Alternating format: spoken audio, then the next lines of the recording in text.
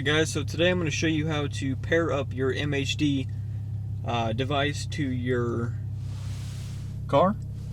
What you're going to need is this device right here. If you don't have one already, it's the MHD tuning Bluetooth device, Bluetooth or Wi-Fi device. You can find one on their website. So you're going to need that device, and you're also going to need a Android or iOS phone or a tablet or something of that kind. But once you have these two, you can then go into the next step, which I'm going to be going to after this. I will catch you guys in just a second. Alright guys, well once you guys got the MHD connection connected to your ECU, which can be found in the left floorboard of your vehicle, it will connect straight into your ECU. You will be directed to this app, which can be found in the iOS and Android App Store. But you should have some options. You should have flash an MHD map and flash a custom map and all these things down below. But what we're going to be doing today is we're going to be flashing a map.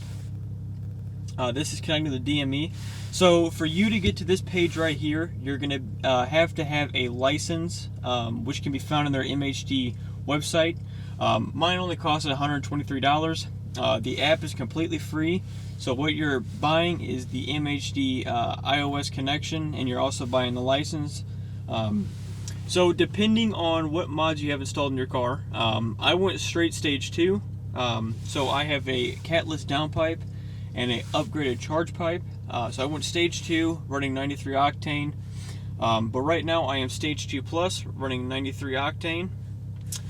So once you find out which one you want, you're going to go ahead and click on it. You're also going to select your octane level. Either you want 91, 93, or E85, or E30. It just depends on what you want. You're going to go stage 2. Click on that. It's going to connect to the DME. So what we're going to do is we're going to go to options, where they're going to have these settings right here we're going to mess with. So I don't have a OEM catted downpipe, so that's not going to be checked. We're not going to mess with the linear throttle mapping. That's not going to be checked at all. We're going to remove the top speed VMAX limiter. That's going to remove the top speed, which is, I'm pretty sure, 130. So that means I can go all the way to 160 if I would like. I'm not going to do it because I don't want to kill myself.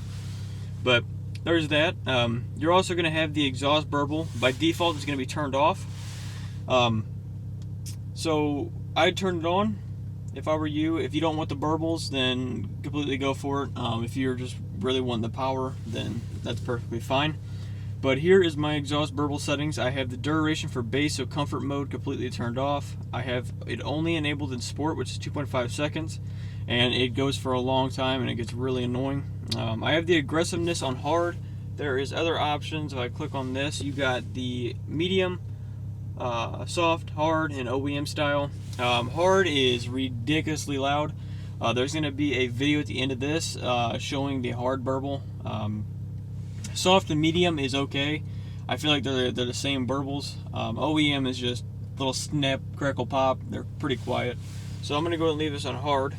You're going to want to leave the minimum RPM level to 1200 RPM, and then the max is 6000 RPM. The minimum speed means if you're going 1 mile an hour, you let off the gas, it's still going to burble. If I wanted to change it up all the way to 25 miles per hour, see if I can get it to focus, 28 miles an hour. That means I have to be going 28 miles an hour for the burble to burble. So I like it on 0. I like to annoy the city around me and the cops and all that, so I leave it on minimum, 0. The max speed I have it on 155, so it's always going to be going either if I'm on the highway or the city, traveling on the road, so it's always going. Now if I scroll down here, the cold start noise reduction, it makes it where the high rev loudness is really loud in the morning. So make sure you have the exhaust flap always open in sport mode. That'll make the burbles always activate. I've found an issue when I didn't check that one time. So always have that marked. The startup roar is basically every time you start up your car, it's going to have that roar noise to it. It's going to be very loud. Probably lasts 2 to 3 seconds and then it goes away. So it's not compared to the cold start. So that's about it. Don't do the limit by gear.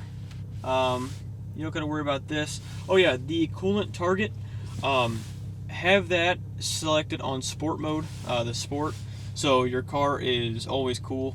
I've been driving my car for probably a good 30-40 minutes, and my car is still at 200.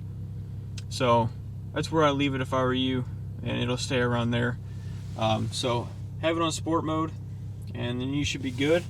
And then once that's all selected, you're gonna go ahead and click the back button right here. If I can click it, and then you will map right the ECU. The first time you do it, it should typically take 1 minute to 2 minutes. After that, it's probably going to take 30 seconds, 20 to 30 seconds. Mapping your car, you always want to make sure your car is turned off, but you want the battery to be turned on. So you're just going to click the start button one time without the brake on. Let your foot on the brake. Then you want to make sure your climate controls are off, your radio is off. You want to make sure this is selected to the middle. And you want to unplug any other accessories that you have. If it messes up, then it's going to screw up your ECU, and then your car is not drivable anymore. So that's that. There's going to be a few videos or clips after this video showing all of the hard burble and the exhaust and the accelerations and all that. But make sure you guys like, subscribe, comment, and there's going to be more videos coming pretty soon. Thank you guys for watching. Go.